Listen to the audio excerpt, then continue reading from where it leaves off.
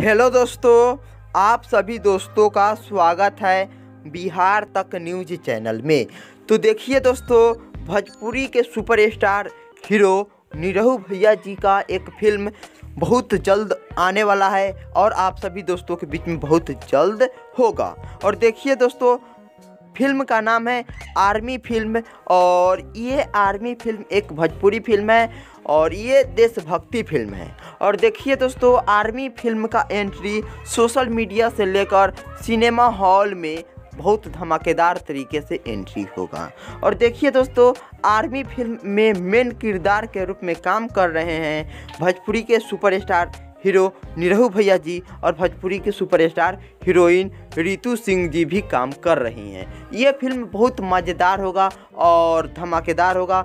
ये film super hit duper hit ये film होगा। देखिए दोस्तों, निरहू भैया जी उत्तर प्रदेश के आजमगढ़ जिला से सांसद रहते हुए भी फिल्म निकाल रहे हैं और जनता का सेवा भी बहुत अच्छे ढंग से कर भी रहे हैं।